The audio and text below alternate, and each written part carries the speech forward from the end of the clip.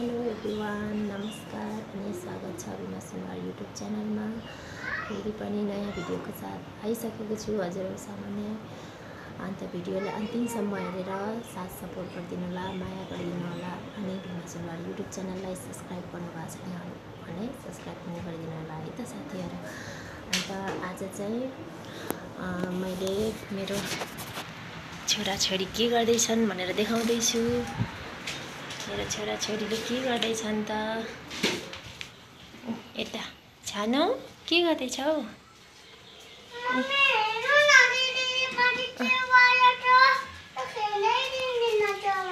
होला यहाँ भाँडाकुटी खेल्दैछ मेरो सानीले।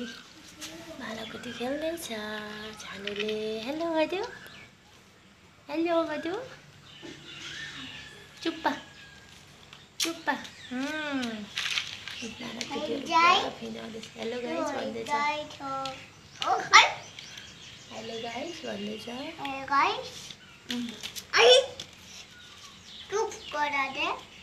के गरेको छानु यो? काम गरेको? यो त भाँडाकुटी हो नि त। यो त अन्त भाँडाकुटी खेल्दैछौ नि त तिमी त। यो पनि काम हो? यो डलीको ऐना हो? अन्त यो के हो त? अन्त यो डलीको ड्रेसिङ ऐना होला। डलीको ड्रेसिङ ऐना नि होला। अनि यो चाहिँ के हो त? यो चाहिँ अन्त डलीको डाइनिङ बसेर चिया खाने माम खाने टेबल होला नि। मिलाउँदैछ है त साथीहरु, हेर्नुहोस् पुरा मिलाउँदैछ। खेलिराखेको छ पुरा। यो चाहिँ के हो छानु? यो के हो? माइला गॉड, के गरेको तिमीले छानु?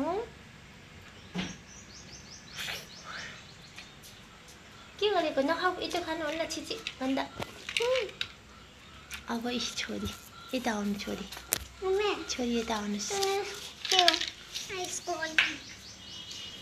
के गर्दैछ? के गर्दैछौ तिमी? के गरेको तिमीले? ए यो आइस आएन। आइस खानु हुन्न नि, बेसी खोकी लाग्छ सानो। ए आउ त छानु। अब छोरी देखाउँदैछु। छोरी यता आऊ। छोरी हेलो भनिदेऊ। हेलो ल जाको। हेलो एभ्रिवान भन्दै त कोही बेला त। नमस्कार नमस्कार भन। नमस्ते गर्यो। नमस्कार खै त? नमस्कार ल जायो। खेलिराखेछ डली हाउस बनाएर छोराले। यसरी खेलिराखेछ। यहाँ चाहिँ भाइले त्यहाँ खेलेको देखाउँदैछु म। ओके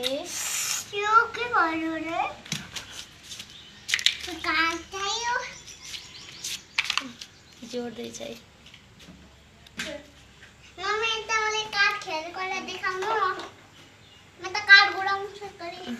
यो चाहिँ के गर्दैछ अर्कोले? फेरि चियरलाई यसरी उल्टा राख्नु हुन्छ त? यो त बस्ने चियर हो नि छोरो, यसरी उल्टा नराख्नु। मिलाएर खेल चियरलाई, मिलाएर। उडिसाको चाहिँ नि घाम एकदम चर्किसक्यो। यो मे महिनामा धेरै गर्मी हुन्छ। अहिले यो मे महिना हो नि त, अन्त घाम पुरा चर्किराखेछ, गर्मी बढिराखेछ। गर्मी बढ्दैछ, एकदम गरम सुरु भइसक्यो।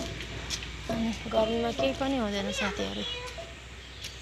अन्त गिरिमला रोपेको यस्तो हुँदैछ। गिरिमला सानो आइसकेछ बोट। गिरिमलाको बढ्दैछ। झिक्रा पनि लगाइदिइराखेको छु यसरी। केला फलिराखेछ है, केला फलिराखेछ। यो पोसाउन खोज्दैछ केला। अन्त यस्तै छ। केलाहरू मात्रै रोपेको छु पछाडिको बगानमा। केही फल्दैन साथीहरु, पछाडि केही हुँदैन। रोप्यो भने त हुन्छ। हुन्छ होला, तर मैले रोप्दैन नि त। त्यो केलाहरू छ, अन्त खुर्सानी छ, यो बुढो साग भन्छ यसलाई चाहिँ खुर्सानी। यस्तो छ यहाँको नजारा। यो चाहिँ मैले गर्मी छ त्यही भएर सेकिलो ठाउँमा खुर्सानी लगाइदिएको, बढ्दैछ खुर्सानी। यस्तो छ।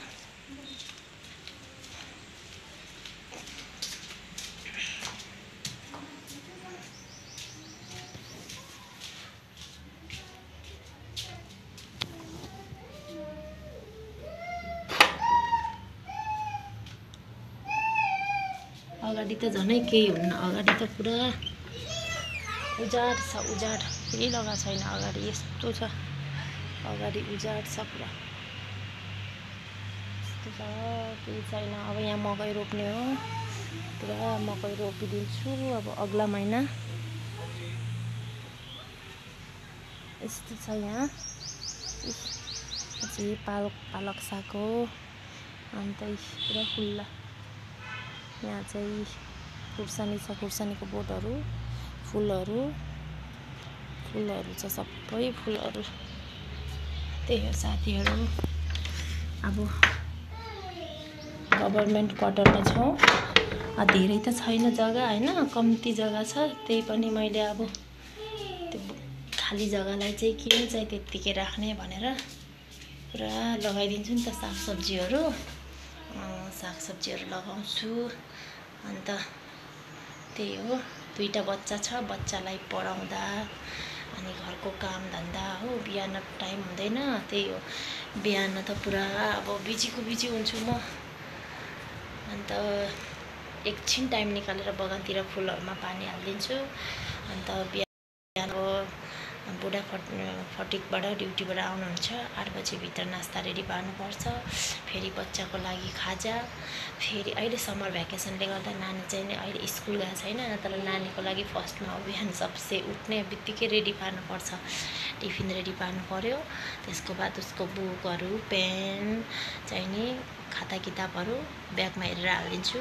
त्यसको बाद फेरि के हुन्छ, मेरो चाहिँ डेलीको रुटिन हो यो चाहिँ। नानीको स्कुल चालु भएपछि चाहिँ अहिले समर भ्याकेसनको छुट्टीले गर्दाखेरि चाहिँ अलिकति फ्री छु 1-1.5 महिनाको लागि।